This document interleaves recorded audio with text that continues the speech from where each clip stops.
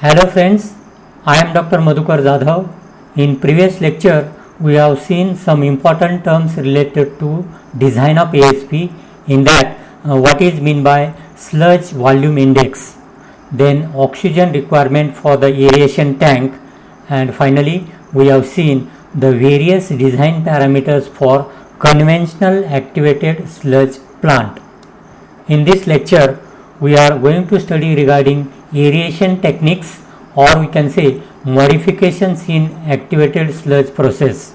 In that, we are going to study regarding taper aeration, step aeration, contact stabilization, completely mixed process, and extended aeration process.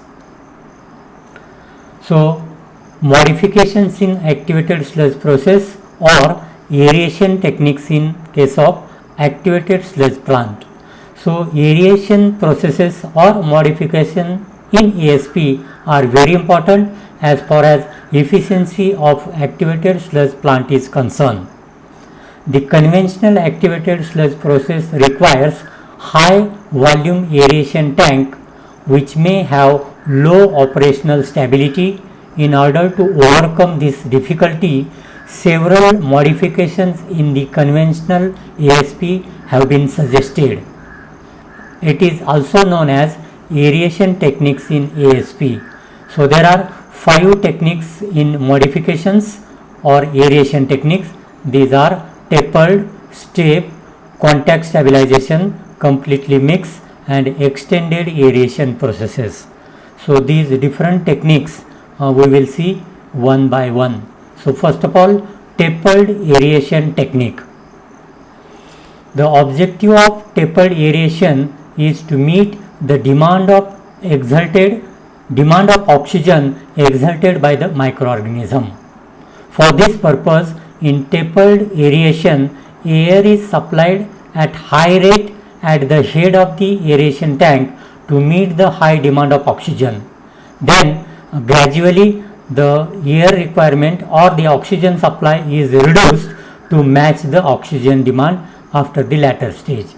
This is achieved by varying spacing between the aerators. So in this figure, this is the aeration tank, and in this aeration tank the oxygen requirement is given like this. The total length is divided into 3 compartments. This is the first compartment, second compartment, and third compartment. Now in the beginning the oxygen requirement is more, so see more number of aerators are provided over here, then somewhat lesser one, and again a lesser one. So this is called as taper aeration technique, and this is provided depending upon the requirement of oxygen for the microorganism. Then second technique is called as step aeration process. In this, settled sewage is introduced along the length of the aeration tank in several steps, and while return sludge is introduced at the head of the aeration tank. This arrangement equalizes the food to microorganism ratio, thus lowering the peak oxygen demand. Now see here, this is the aeration tank. This is the primary clarifier. So whatever the wastewater from the clarifier is applied, say like this. This is the first compartment, this is the second compartment. Similarly, it is applied here also like this. And whatever the return sludge is there, so return sludge is applied like this, here and here, so that the proper concentration of microorganism is maintained, and to maintain that proper concentration the oxygen requirement is also properly fulfilled. So this is called as step aeration. Then third type of aeration is contact stabilization process. This is also known as biosorption and is provided for re-aeration of return activated sludge from the final clarifier or from the secondary clarifier. In this, the settled wastewater is mixed with recirculated sludge and aerated in contact tank for 30 to 90 minutes, during which sludge absorbs the organic matter from the sewage. The sludge is then separated from the treated effluent in secondary settling tank, and the returned fraction of sludge is aerated for 3 to 6 hours in sludge aeration tank. During this period, the absorbed organics used for energy and production of new cells, or we can say new microorganisms. A portion of the return sludge is wasted prior to recycle to maintain a constant mLVSS concentration in the aeration tank. This method is suitable for wastewater where large part of BOD is in suspended or colloidal form. Okay, so this is the sketch of contact stabilization. This is the influent which is coming to the contact aeration tank. Then this is the secondary settling tank. This is sludge aeration tank. So whatever the settled sludge over here, it is brought to the sludge aeration tank. Here the aeration of the sludge is done, and then that sludge is mixed with the incoming sludge from the primary sedimentation tank, and then total goes to the contact aeration. And here the treatment of the BOD removal or treatment of the sewage takes place. So this is contact stabilization process. Next one, completely mixed process. The completely mixed process disperses the incoming waste and the return sludge uniformly throughout the basin so as to obtain a completely mixed flow remain. In rectangular tank, complete mixing is achieved by distributing the sewage and the return sludge uniformly along one side of the aeration tank and withdrawing the treated sewage uniformly along the opposite side of the aeration tank.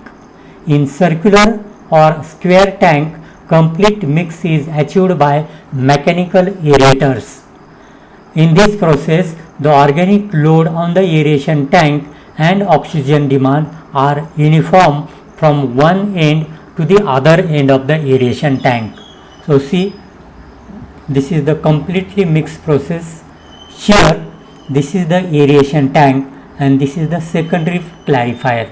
So what is the settled sludge is there? It is come like this and it is mixed with the raw sewage, and both are coming to the aeration tank where a proper mixing is done by mechanical mixing or mechanical we can say aerators. So due to that mechanical aerators, proper mixing is done, and whatever the mixture is there, it comes in contact with the atmospheric air, so sufficient oxygen will be available for the bacteria for decomposition. So this process is called as completely mixed process. Next one is the extended aeration process.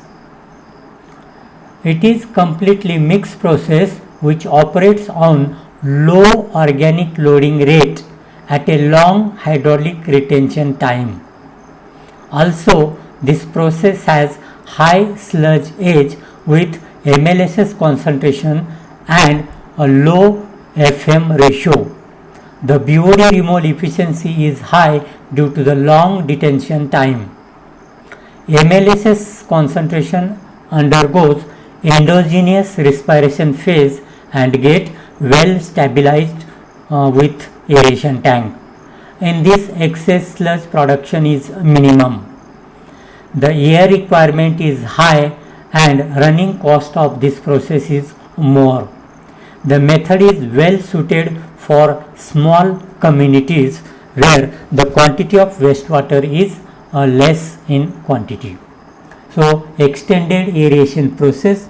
So this is the raw sewage first of all applied to the screen chamber, then it is applied to the grit chamber, and then the sewage comes to the aeration tank.